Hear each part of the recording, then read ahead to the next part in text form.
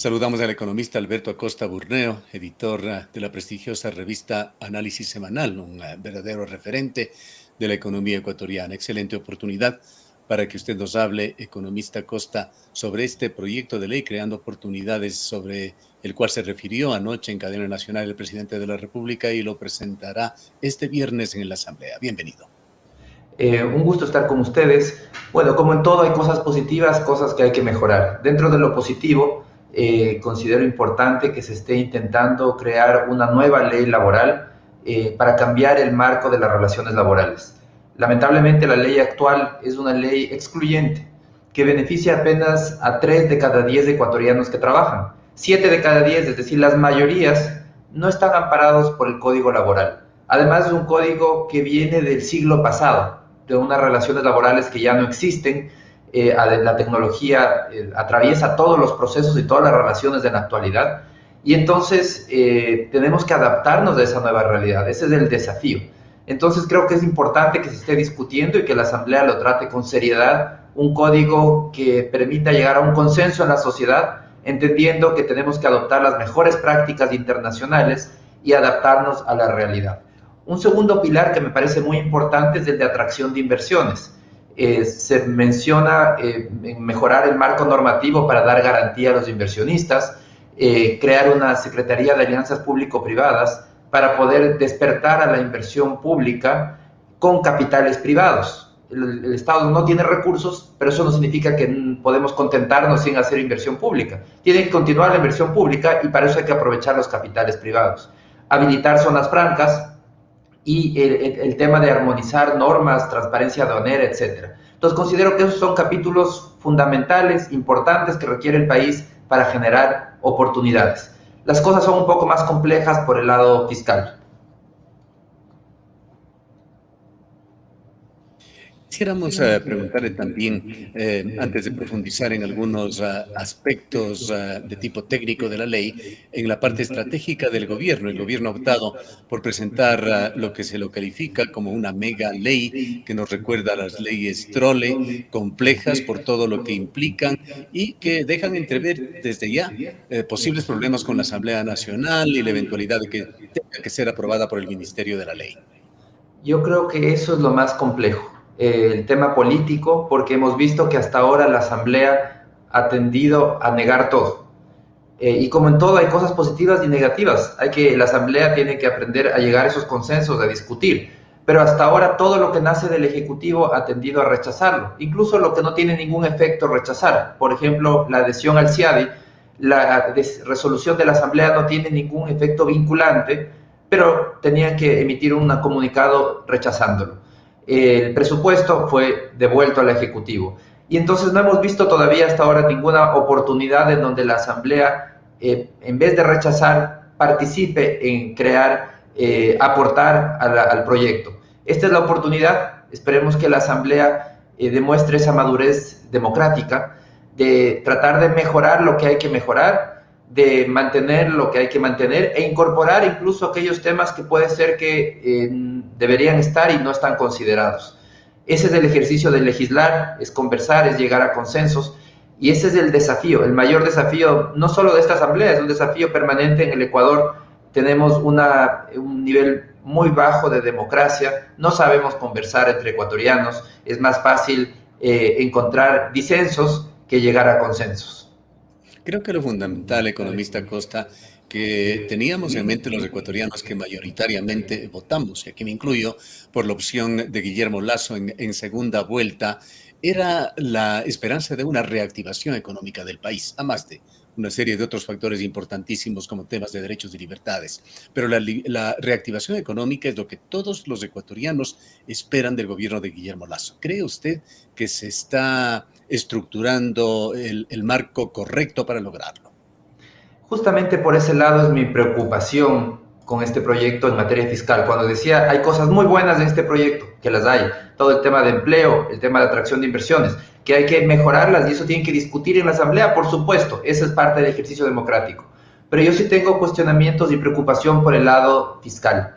Veo que el gobierno está yendo hacia una estrategia claramente gradualista, lo cual tiene un costo en la recuperación económica, porque al decir que las cosas que recién en 2025 van a estar las cuentas fiscales solucionadas, se está diciendo también que la economía no va a terminar de recuperarse hasta 2025. Y lo lamentable es que ya llevamos 5 años de ajuste económico, 5 años de destrucción de empleos. Esto empezó antes de la pandemia y que 4 años más ya serían 9 años de una situación compleja con ausencia de empleo y de oportunidades. Yo creo que es demasiado costoso incluso políticamente. Y el segundo tema es que veo también en la estrategia que está planteando un claro énfasis fiscalista. La meta de cerrar la brecha fiscal, al parecer, es el destino final, es la gran meta sobre todo el resto de metas, lo cual es preocupante y no considero que es correcto. Sí, las cuentas fiscales tienen que conseguirse un equilibrio, ese es el objetivo, totalmente de acuerdo, pero no es una meta que debe estar, es una meta intermedia, no es la meta final. La meta final tiene que ser reactivación económica, generación de empleo. Esa es la meta final, generar bienestar al final del día. Esa es la gran meta. Y para eso hay que modular el resto de metas intermedias. Entonces, en materia fiscal puntualmente, lo que estamos hablando ahora, a diferencia de lo que se plantea ahora de seguir subiendo impuestos a las empresas, al patrimonio de las empresas, eso significa retirar liquidez del sector productivo, significa menos que se pospongan ciertas inversiones, y si se pospone la inversión significa empleos que no se crean, que se posponen también en su creación. Entonces, el desafío yo creo que es entender que si es que queremos poner en orden las cuentas fiscales subiendo impuestos, lo que estamos haciendo es comprometiendo la recuperación económica, posponiendo la recuperación solamente económica. perdóneme, solamente los incrementos de impuestos a las empresas le preocupan, o también aquellos que se pondrán a personas naturales que ganen más de $24,000 al año. No, estaba mencionando, hablaba de las empresas por el tema de la inversión. Las empresas con esos capitales, ¿para qué los usan? Para invertir, para reactivarse. Ahora, también me preocupa a nivel de las personas naturales. Se está hablando de que son las personas pudientes, se habló en su momento, pero la realidad es que a los que se menciona, quien gana más de $2,000, y ese es un ingreso familiar, de ninguna manera se le puede llamar pudiente. Son personas que también se han visto afectadas por la pandemia. Entonces, ¿qué implica para el lado de los impuestos a los ciudadanos? Implica menos dinero en el bolsillo de los ciudadanos, menos disponibilidad de dinero para poder consumir, para comprar, es menos dinero para, al final del día se ve reflejado en menos ventas implica destrucción de empleos. Entonces, eso también tiene un costo en la recuperación económica. Entonces, por los dos lados, por el lado de quitarle dinero a las empresas, significa menos inversión, quitarle dinero a las personas significa menos consumo, menos ventas, menos generación de empleo. Entonces la recuperación se está poniendo en riesgo, se está posponiendo con esta visión de elevar impuestos para poner en orden las cuentas fiscales. ¿Cuál considero que es la vía correcta? Yo creo que hay mucho campo por hacer por el lado del gasto, calidad en el gasto, porque si el gasto fuese de todo de excelente calidad, yo diría, no, ¿cómo vamos a reducir el gasto? Imposible. Pero la realidad es que el gasto tiene muy mala calidad. Tenemos mucho gasto que no agrega valor a los ciudadanos. Entonces, la manera de corregir el problema fiscal debería tener un énfasis mucho mayor por el lado del gasto, priorizar gasto en el ciudadano, salud, educación, seguridad, y reducir todo lo demás, o eliminar ciertas cosas que son innecesarias, que no le agregan valor al ciudadano. Trabajar en mejorar la calidad del gasto. Esa es una prioridad. Tenemos demasiadas obras sobredimensionadas, obras mal hechas, obras innecesarias. Y transparencia. Tenemos demasiada corrupción. Las leyes que permitieron esa contratación corrupta durante estos últimos 14 años todavía existen. Tenemos que cambiar esas leyes, acabar con las contrataciones a dedo entre empresas públicas, que fue un nido de corrupción. Entonces, hay temas por hacer por el lado del gasto, mucho más urgentes, y que van a permitir un ajuste que también tiene su costo económico, eso es real, pero es un costo económico de corto plazo. Mientras que tratar de ajustar elevando impuestos a personas y a sociedades, lo que hace es tener un costo económico por mucho más tiempo, porque retira dinero que debió haber sido usado para invertir, para actividad privada, lo retira para un gasto que no siempre y que generalmente no es de buena calidad. ¿Y qué opina usted sobre esa contribución que se pide a los que más ganan, aquellos patrimonios de más de $1 millón, que entendemos van a una escala progresiva hasta lograr el 1,5%, empezando en un 0,6% para quienes tienen un patrimonio de más de $1 millón? Yo creo que es inconveniente porque nuevamente estamos en un entorno de recuperación económica. donde el consumo todavía no ha vuelto a los niveles previos, en donde la inversión está detenida. Entonces, este es el entorno en donde el Estado, y sucede en muchos países en el mundo, en donde los estados salen al rescate de sus ciudadanos y de sus empresas. En Estados Unidos están transfiriendo recursos para que envían cheques a los ciudadanos para que puedan seguir consumiendo. Entonces, este entorno no es un entorno en donde conviene, todavía no hemos salido de la recesión, del impacto tan fuerte de la pandemia, no conviene retirar recursos del sector productivo ni de los ciudadanos, porque eso va a implicar demorar la recuperación económica. Y eso es lo que no queremos. Yo creo que el objetivo primordial que debe tener el gobierno de generar bienestar va asociado a reactivar la economía lo más pronto posible. Y no podemos comprometer esa recuperación económica adoptando una estrategia que al final del día es recesiva, porque más impuestos y mucho peor en un entorno recesivo, lo único que hace es agravar la recesión. Eso significa agravar la generación de empleos, agravar la generación de bienestar. Pero esta contribución o impuestos dedicados particularmente dirigidos a las clases más pudientes, ¿no constituye al momento una tendencia mundial? ¿O es que Ecuador no es comparable en sus economías con países que lo han hecho? Por supuesto, están los Estados Unidos y varios países europeos. Vemos que a nivel mundial la tendencia es más bien abandonar los impuestos al patrimonio porque tienen efectos nocivos. Hay países europeos donde ya lo eliminaron, incluyendo Suecia, que es un modelo que siempre se habla de un modelo de un estado de bienestar, pero se dieron cuenta que los impuestos al patrimonio impulsan, por un lado, la fuga de capitales, que se escondan patrimonios, y por otro lado, desincentivan el ahorro. Entonces vamos a ver situaciones, por ejemplo, que es lo que vamos a vivir en el impuesto al patrimonio. Dice, sí, los pudientes, vamos a encontrar cómo hay personas, agricultores, gente en el campo, que tienen propiedades, que tienen valores importantes, pero eso no significa que tengan liquidez. Entonces van a tener que endeudarse para poder pagar los impuestos sobre esas tierras que no producen al ritmo que se requiere como para pagar esos impuestos. Entonces hay que estar claros, patrimonio no es equivalente a liquidez, y por eso es que ese impuesto es inconveniente. Si me dicen impuesto a la renta sí es un flujo. Entonces un impuesto a la renta se paga sobre un flujo. Un impuesto al patrimonio se paga sobre un bien y no se le puede decir al estrella, sabe que le entrego esta esquina de mi terreno para que usted pueda recibir ese pago. Tiene que obtenerse liquidez de algún lado. Entonces tiene algunas distorsiones y los más afectados va a ser sobre todo la actividad agrícola. Ahí es donde están los grandes patrimonios en el Ecuador, en propiedades agrícolas que pueden tener un valor nominal alto, pero no generan rentas suficientemente grandes. Ahora, recordemos que la economía va de la mano de la política. ¿No constituye este punto en particular, estas contribuciones, un dato positivo en lo social, en lograr o intentar lograr una mejor redistribución de la riqueza? Yo diría que sería positivo la redistribución de la riqueza si es que el gasto público se enfoca en los más necesitados. Eso sería positivo. Porque actualmente esos recursos van a ir al fisco, sí, pero ¿quién es el beneficiario del fisco? ¿Quién recibe las grandes transferencias en el Ecuador? Lamentablemente no son los más pobres. Los grandes contratos del fisco, ¿a quién son? A personas pudientes, a los compadres, a los amigos. Es Los decir, ¿cree grandes usted de esto, beneficiarios que esto se va a ir en gasto corriente, en definitiva? en definitiva es eso, se va en gasto corriente. Entonces, aquí el tema, la redistribución, sí, es un principio que debemos aplicar. El Estado tiene que preocuparse por los más vulnerables. El grueso de los recursos fiscales tienen que ir a los más vulnerables, pero eso se logra por el lado del gasto. El problema es que en el Ecuador siempre hablamos de redistribución por el lado de los ingresos, pero nos olvidamos de redistribución cuando es el momento de gastar. En ese momento sí, los que reciben más rentas del Estado son los compadres que están más cerca, los que consiguen prebendas, las empresas que consiguen privilegios, que logran que les bloqueen la competencia, etcétera. Esos son los temas que hay que cambiar. Entonces aquí la gestión tiene que ir también de la mano por el lado del gasto. El gasto tiene que tener el efecto de enfocarse en los más necesitados.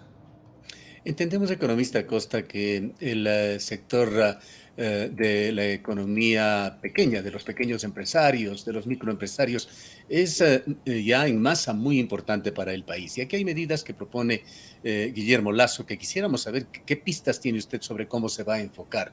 Está la eliminación del RICE, por ejemplo, que ha sido un mecanismo muy práctico y eficiente, que lo han tomado de muy buena manera quienes se benefician de este sistema de imposición. Está el otro muy discutido, polémico, también fue materia de compromisos electorales de Guillermo Lasso, el de dejar sin efecto el régimen de microempresarios que actualmente pagan el 2% de sus ventas, no de sus utilidades. Se ha dicho que en su lugar se va a crear un régimen simplificado para emprendedores y negocios populares, se ha dicho. ¿Qué pistas tiene sobre cómo se va a enfocar esto y qué conveniencia tiene de la eliminación de las dos figuras que he mencionado? Bueno, todavía no conocemos el proyecto de ley, no se ha presentado, no sabemos qué es lo que va a reemplazar para poder opinar si es que es adecuado o no. En principio, bueno, eliminar el impuesto a la renta que se paga sobre el 2% de las ventas de los microempresarios es positivo. Ese impuesto tenía que ser sustituido porque era un impuesto que se pagaba sobre una renta, incluso cuando no existía renta, porque se paga sobre las ventas. Entonces sucedió el 2020, el año anterior, que las empresas no tuvieron renta, pero igual las microempresas tuvieron que pagar impuesto a la renta y tuvieron que endeudarse para poder pagar ese impuesto a la renta. Eso de ahí es matar al emprendimiento, a la microactividad. Entonces es necesario sustituirlo por algún esquema que sí cobre sobre la renta. Entonces yo creo que eso es un paso muy positivo. Hay que ver por qué se sustituye. Ahora, la sustitución del RICE por otro mecanismo, esperemos que sea un mecanismo mucho más simplificado, que sea un mecanismo mejor que el anterior, y entonces la reforma va a ser positiva. Pero eso sí tenemos que esperar para ver qué es lo que se plantea.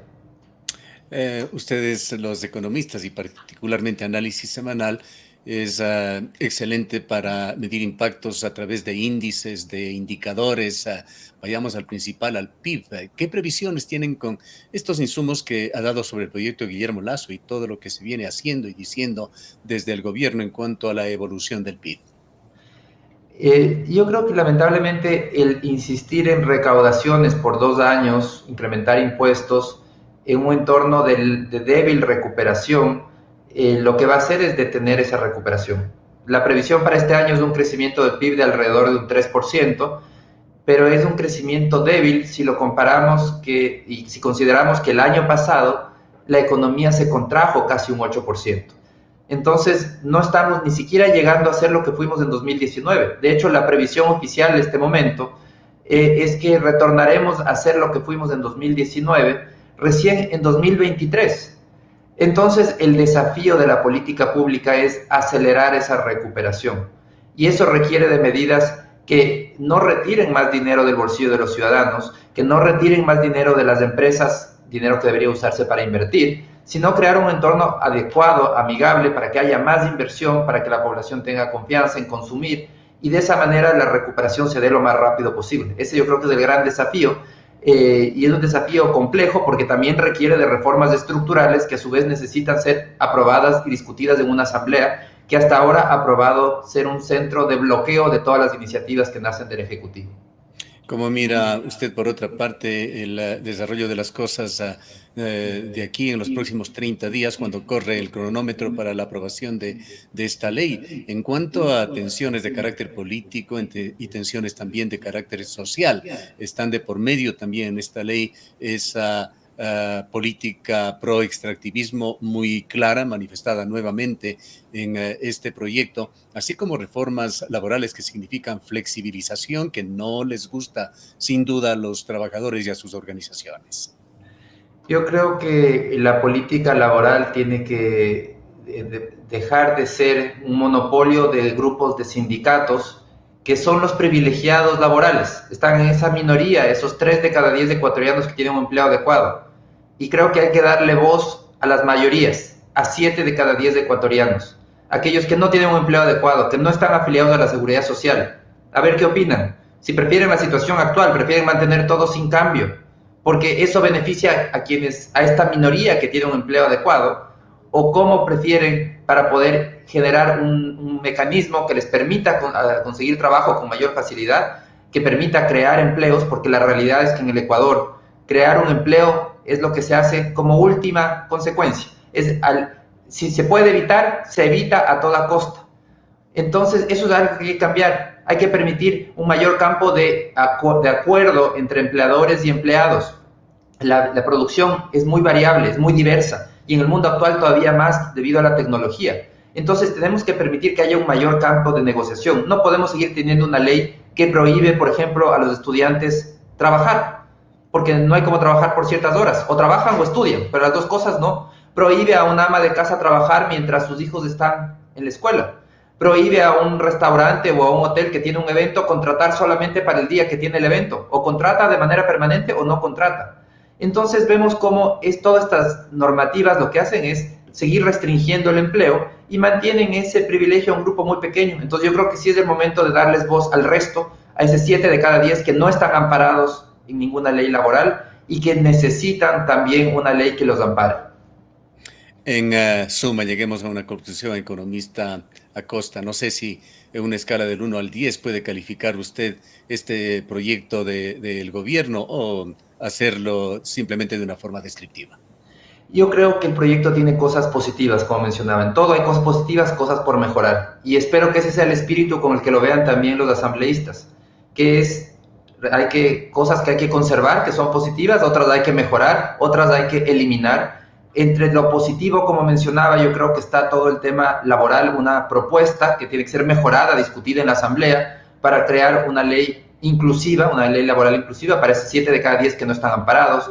Todo este entorno adecuado para las inversiones. Hay que entender que la inversión es del motor del crecimiento y el motor de la generación de empleo. Entonces, eso es positivo también. Abrir la puerta para la inversión privada para hacer obra pública es fundamental, son cosas necesarias. Crear espacios de crecimiento rápido, como pueden ser las zonas francas. Entonces, yo creo que hay muchos temas positivos en la ley que tienen que ser discutidos. Hay cosas que también deben ser corregidas. Yo creo que el énfasis recaudatorio tiene que ser modulado de una manera significativa y debe insistirse más bien por el lado de una priorización de gastos, gastar mejor. La cuestión aquí no es gastar más, sino gastar mejor. Gracias, economista Acosta, por habernos atendido. Muchísimas gracias, siempre es un gusto. El economista Alberto Acosta es editor de Análisis Semanal, un referente de la economía ecuatoriana. Nos vamos a una breve pausa.